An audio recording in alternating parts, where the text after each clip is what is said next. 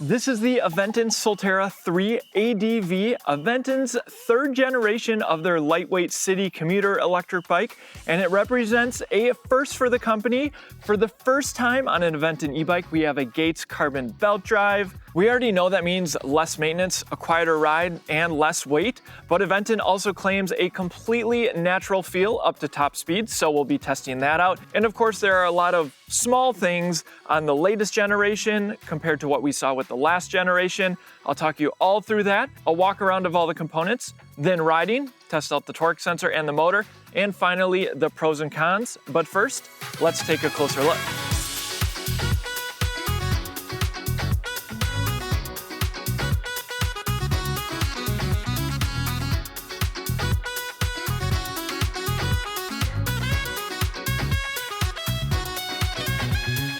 So first off, what the heck is ADV? Well, it stands for Adventure. That might not be surprising, but it's a new naming convention that Aventon is adopting. In short, these are their e-bikes with more premium features, hence the belt drive, a step up from their entry-level e-bikes, if you will. But this new ADV category, if you will, is aimed to tackle any route with confidence, so probably more on these categories as they release new models, so stay tuned and subscribe.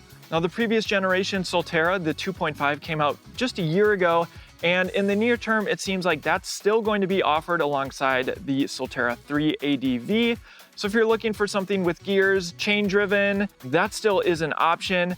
I wanted to run through the most obvious differences of this bike compared to the 2.5 in case you're considering both. So these are the more major things that I noticed. There might be some other minor ones I missed, but I think the Soltera 3 is a little bit sleeker. You notice that a little bit more with the cable management. It's also using their more minimalist left-hand display. Of course, this has no gears, but it does have that belt. That's a key difference. The battery is no longer removable on the Soltera 3. It also has straighter handlebars. It also shed a little bit of weight, which I think is cool on a lighter weight e-bike. Let's make it as light as possible. The Soltera 3 has no throttle. The front wheel attaches differently on the Soltera 3. To go along with the battery, there's an ever so slight increase of capacity on the Soltera 3. And finally, the Soltera moves from 3 sizes to 4, and they blacked out the rear lights. Now, if you aren't already familiar with Aventon, they're an easy brand for us to recommend, and a good part of that is due to their 1,800 plus bike shop network.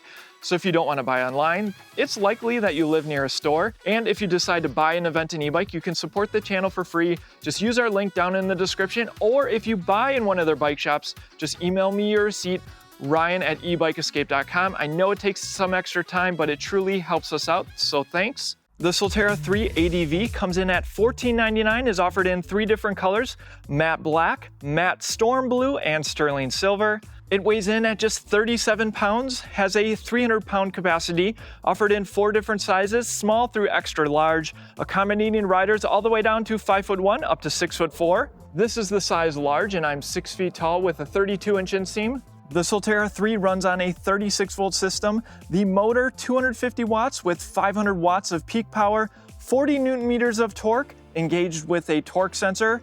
All about that in the first-person riding footage. And the battery integrated into the frame, not removable with a key like we saw previously, though it is removable for maintenance purposes in case you ever need to replace it. So this bike is going to be one that if you live in a colder climate, you're going to want to bring inside. Aventon lists the capacity at 36.9 volts, 9.94 amp hours. So that's 366.8 watt hours. It comes with a 4 amp charger, which means just 2.5 hours to charge it up from empty. Charger port on the left side of the bike. You can remove the rubber cover. You also get a nice multi-tool, bike grease, and a pedal wrench for attaching the pedals. The entire bike's electronics are certified to UL 2849, and the bike's battery is certified to UL 2271. There's Tektro hydraulic disc brakes paired with 180 millimeter rotors. The narrow tires come from Kenda. They are 700 by 38C. Press the valve for filling them up. And then the axle is now a through axle, though it's a little bit different compared to what we typically see. There's a mounting point on the front fork. Aventon offers optional fenders. There's 2 bottle cage mounts and 2 mounts on the seat tube. The front light runs off the main battery, is attached to the stem, adjustable up and down. The rear lights are not brake actuated, but you do have turn signals. And a small touch, they darken the covers for the lights here so they look a little bit sleeker when they're turned off. There's matching Tektro hydraulic disc brake levers, no motor cutoffs, locking ribbed grips. We have the best cell phone mount on the market, available at shop.ebikeescape.com.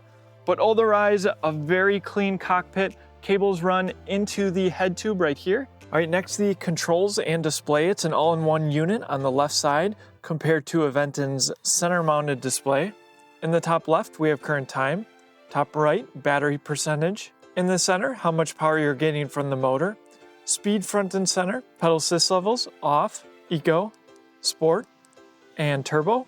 You can turn the lights on by holding pedal assist up. Screen goes dim. To engage walk mode, hold pedal assist down. Turn signals left and right, and they do eventually turn off by themselves. You can get additional information by hitting the power button. Trip and trip time, trip average speed, trip max speed, odometer and total time, total average speed and range. And yes, that changes depending on your pedal assist level. And back to the home screen. On the right of the display is a USB-C port for charging your device. And you can get into the advanced settings by holding pedal assist up and down at the same time.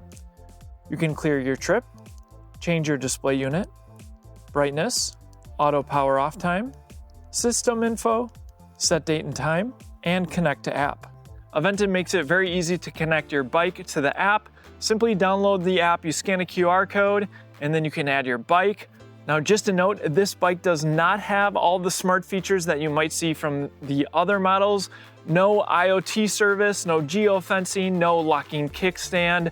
All of those features are reserved for some of their other models, but within the app you can still track all of your rides, track your riding over time. There's a community aspect to it. You can view maintenance intervals for all of Aventon's recommendations. So it's worth checking out, but not a necessity, though one of the main reasons you might want to connect your bike to your phone and check it from time to time is over-the-air updates. This bike had a few updates that I had to do before the first-person riding footage. So that is the Aventon app, as well as the controls and display. Pedals are plastic, they'll offer some grip. There's a rear-mounted kickstand, Aventon sleek saddle, and then yes, my favorite thing, it's belt-driven. You just hop on and ride, never have to worry about your chain being greased. I am hugely biased to belt-drive e-bikes for their simplicity. Estimates vary, but this should last 2 to 3 times longer than a chain, and it comes from Gates. Always nice to see the name brand. With that, I think it's about time for a ride. I'll talk all about the single-speed drivetrain, and we'll see how this motor performs. All right, fully charged. Let's get started in eco. Just a gentle boost. Remember, this is a torque sensor, so the more power that I put into my legs, the more power I'm going to get from the motor. And not surprisingly, in eco, a slower cadence, but cruising around 9 miles an hour. Going to speed up a little bit here, slight downhill. Cruising at 13, nice and easy. We'll put in a little bit more leg power. This is strictly a Class 1 electric bike. No throttle, 20 mile per hour top speed. And this being a lighter weight electric bike, even more work from my legs. I'm able to get to 16, 17 in eco. All right, and now sport.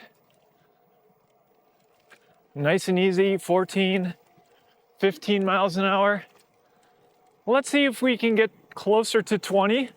A little bit more leg power there. There's 17, 18. All right, in turbo now. Let's see how it feels from a stop. It's pretty responsive, though it is slow to get started because it is a single speed, so I don't even know if it's a quarter turn. But what's nice in turbo, you do get a little bit more power, you get going a little bit faster, which I think might be important on this bike because there's no throttle. And so in turbo, just nicely spinning my legs, 16 miles an hour, getting closer to 17. So 16 or 17 miles an hour in turbo, nice and easy with the legs, a little bit more leg power, still a cadence I could do for a long time. There's 18, 19 according to the display. So I'm able to hold at 18 or 19. Let's see if we can hit 20. There's 20. I did have to work for 20 a little bit, but 18 and 19, very doable. Just briefly talking about the ride feel. This feels very similar to the previous generation. Obviously, I don't have gears, it's belt drive. Those things, yes, those are different. The handlebars are more straight, but this is a lightweight urban e-bike, and it handles more like a road bike, thinner tires.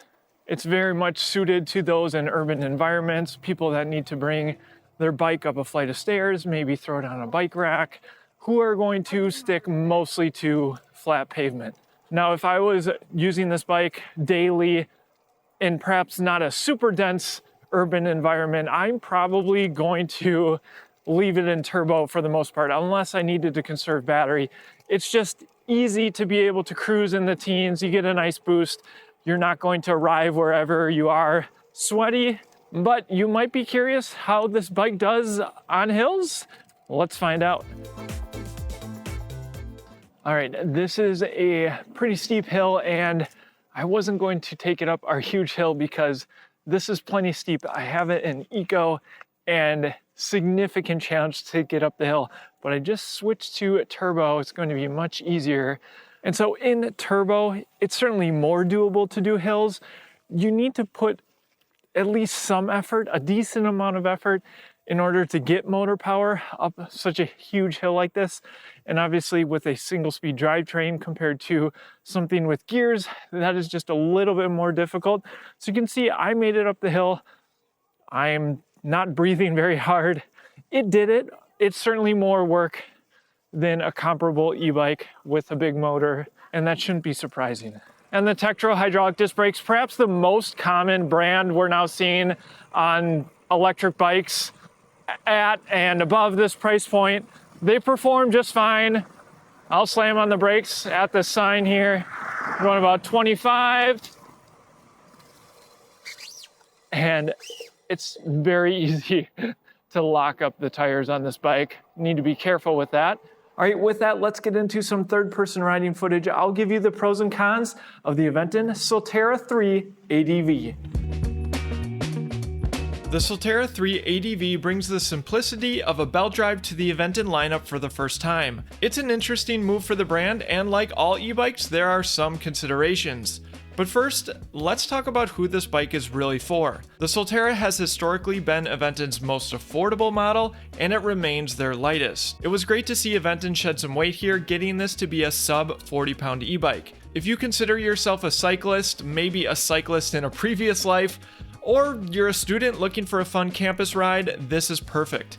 It's built for urban environments and delivers the agile ride feel you'd expect from an e-bike that looks this sleek. The big news here is that Aventon finally added a belt drive to their lineup, which really leans into that no fuss factor. Looks are subjective, but the matte black Soltera 3 ADV looks fantastic. It features Aventon's signature smoothed out welds and a lot of aesthetic sleekness, from the hidden cables to the blacked out light cover. It's those small details that give it a really cool premium look. Aventon also expanded the sizing, which is notable because we aren't seeing many brands go that direction lately. With more size options, you're likely to feel more at home on a bike made for your specific height compared to some of Aventon's competitors. The motor provides a nice boost, but don't expect it to overpower you.